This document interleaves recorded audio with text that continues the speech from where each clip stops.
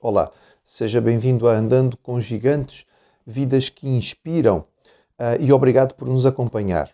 Nós temos visto nesta série pequenas biografias a respeito de personagens da história que realmente marcam a nossa vida e que servem de exemplo para nós. Quando pensamos em campo missionário, é provável que nós pensemos em algum lugar do terceiro mundo, não é? Com muitas carências, provavelmente África, Índia, talvez a China, algum lugar pobre para o alcance missionário. Imagina agora então um jovem que, buscando a Deus em oração com muita honestidade e pensando nestas realidades em algum destes campos, pede que o Senhor o dirija para a obra missionária e Deus lhe diz: sim, eu quero que tu sejas missionário na Inglaterra. Como é que nós reagiríamos? Bem, esta é a experiência de George Mueller, que fica marcado na história cristã mais recente como um dos grandes heróis da fé no que diz respeito à confiança no Senhor. Johann Georg Ferdinand Müller nasceu em 27 de setembro de 1805 em Koppelstadt, naquilo que era então a Prússia, hoje a Alemanha. Müller não nasceu num lar cristão, a sua família não tinha princípios evangélicos e a ideia do seu pai, que era abastado, era de que a melhor coisa a fazer aos filhos era dar-lhes dinheiro para que eles pudessem viver confortavelmente. Infelizmente, Müller usou da pior maneira o dinheiro, vivendo uma vida inicialmente na sua adolescência, início da juventude, uma vida de corrupção, uma vida de vícios, uma vida marcada pela mentira e até pelo roubo. O seu pai, então, vendo que o filho estava no mau caminho, resolveu orientá-lo de outra maneira e colocá-lo numa escola para ele estudar teologia para ser pastor. Veja bem, o jovem não tinha experiência cristã, nem o pai tinha. Mas estamos a falar da Alemanha, em que o luteranismo era a religião oficial e, portanto, ser pastor era uma coisa que não exigia nenhuma experiência espiritual, exigia um curso, um diploma. Então ele foi para a Universidade de Halle para poder ali estudar. Foi em Halle que, aos 20 anos, Müller foi convidado para participar por um grupo de alunos numa reunião de oração. E foi ali que Deus mudou a sua vida. Foi ali que Müller descobriu a graça de Deus, percebeu a sua necessidade de salvação, arrependeu-se da sua vida de pecados, descobriu Jesus como seu Salvador e começou a sua caminhada cristã marcada por este princípio importantíssimo, o princípio da oração. Foi neste início de caminhada que ele descobriu que realmente podia e conseguia receber tudo aquilo que precisava apenas dependendo da oração. E ele desenvolveu então um dom extraordinário que Deus lhe deu de fé e de confiança baseada unicamente na oração. Ele, primeiramente, se uniu a uma missão que estava ligada à pregação especificamente aos judeus, mas depois percebeu que não era bem por aí que ele devia caminhar e Deus o dirige, depois deste período de oração, não à África ou à Índia, mas à Inglaterra. E ele vai se fixar em Bristol. E ali percebendo que a Inglaterra, apesar de ser um país muito rico e com grandes condições, era um império mundial na altura, também vivia uma situação moral bastante difícil e uma carência espiritual significativa, com muitas crianças de rua e muitos órfãos. Inicialmente, Müller trabalhou com evangelização na rua e nas igrejas, mas também com a formação de escolas para meninos e meninas. No seu primeiro ministério, digamos, foi desenvolver e ele rapidamente conseguiu, em 2 anos, ele já tinha 2 escolas para meninos e 3 para meninas, para desta forma poder ensinar o Evangelho. Mas percebendo que estas crianças vinham, aprendiam, mas depois voltavam para a rua, ele percebeu que tinha mesmo que abrir um espaço para poder recebê-las. E foi assim que em 1836 ele começa uma caminhada, um desafio, digamos, de fé para abrir a sua casa e receber órfãos. Inicialmente na sua própria casa, ele e a sua esposa recebem 30 meninas numa casa que eles alugaram, muito grande, muito maior do que eles precisariam, mas para poder colocar todas estas meninas.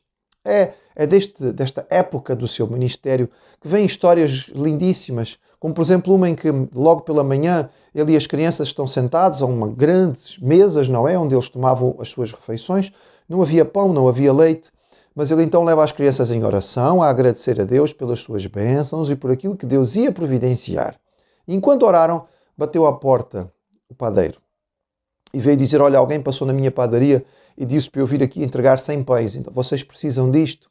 E realmente houve muita alegria e satisfação. Enquanto as crianças então voltavam à mesa e podiam agradecer a Deus agora pelo pão, bateu à porta o leiteiro. E a mesma coisa aconteceu, porque alguém tinha passado na loja do leiteiro e dito a ele que trouxesse este leite todo para esta casa. Rapidamente, o espaço dentro da casa de Miller não cabia mais. Então ele começa por alugar mais uma, depois mais outra, casas dentro da mesma rua. E às tantas ele tinha 130 crianças sob sua responsabilidade. Começaram os problemas, os vizinhos começaram a reclamar. Eram muitas crianças, era muito barulho, era muita agitação. E de facto podemos imaginar como seria morar numa rua em que há 130 crianças. Não faço ideia, mas certamente muito barulho, muita agitação. Então o Miller começa a entender que há necessidade de construir, não é talvez num lugar um pouco mais isolado, algum prédio com condições específicas para poder ser um orfanato. Mas e os recursos? Os recursos ele pedia ao Senhor. Ao longo de todo o seu ministério, Miller nunca fez uma campanha para angariar fundos. Isso seria fácil com o seu ministério social. Ele nunca permitiu que fosse feita uma reunião para pedir às pessoas dinheiro. Ele levava a Deus as suas necessidades em oração. Deus tocou o coração de um arquiteto que se providenciou para tratar das plantas e da parte legal desta necessidade. Depois providenciou um empresário que investiu para que se pudesse construir a primeira casa. E assim se construiu a primeira casa e ali se abrigaram 300 crianças, 300 órfãos tirados da rua. E nós podemos dizer, uau, fantástico, não é? Deus fez tudo isso só com resposta à oração. Certamente é suficiente. Certamente ele deve ficar contente o bastante para perceber que não há necessidade de mais.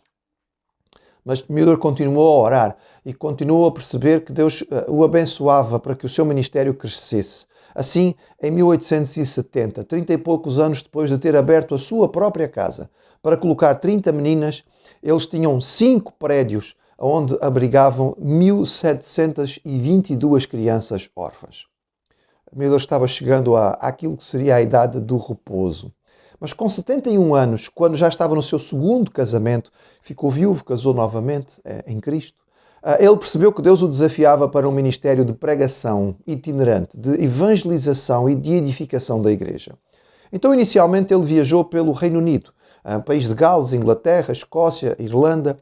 Mais uma vez, o dinheiro para as viagens ou a hospedagem era sempre providenciada para o Senhor, que a cada passo ia dando. Às vezes ele tinha o dinheiro para viajar para um lugar, mas ele não sabia onde ia ficar. Mas quando chegava, Deus tinha providenciado alguém, ou para hospedar, ou para colocá-lo num hotel, ou numa pensão, ou em algum lugar onde ele pudesse permanecer. Desta forma, ele visitou não somente o Reino Unido, mas foi aos Estados Unidos, foi ao Canadá, viajou e pregou no Egito, na Palestina, na Grécia, na Turquia. Foi à Índia, foi à Rússia, foi à Austrália, à Nova Zelândia, ao Ceilão. Ele viajou mais de 350 mil quilómetros, levando o Evangelho e a edificação. Numa época em que não havia aviões, em que as viagens eram feitas lentamente através de navio. Imaginem esta distância toda percorrida desta forma. Ao longo do seu ministério, aquilo que foram as casas, digamos, que foram construídas para atender crianças, até ao fim da sua vida, calcula-se que George Miller tenha atendido mais de 10 mil órfãos ali na zona de Bristol, na Inglaterra. Lembrando que ao longo de todo este ministério, este homem aprendeu e viveu sob o princípio único e exclusivo da fé. Muitas vezes ele foi instado a fazer campanhas, muitas pessoas queriam aproveitá-lo para isto, ele sempre recusou. Se houve alguma publicidade do seu ministério, foi feito por terceiros, mas nunca foi feito por ele. E Deus foi levantando e providenciando os recursos necessários a cada passo da sua jornada. Finalmente, no dia 10 de março de 1898, com 93 anos, Miller faleceu. Apropriadamente, ele faleceu na casa número 3 das várias construções ali em Bristol, onde ele abrigava os seus órfãos. Quando nós olhamos para o ministério social gigantesco, para a abrangência daquilo que foi o trabalho de evangelização e pregação deste homem no mundo inteiro, numa época de tanta carência e de tantas limitações. E entendendo que este homem viveu exclusivamente pela fé e pelo valor da oração, nós percebemos que estamos andando com gigantes. São vidas que realmente nos inspiram.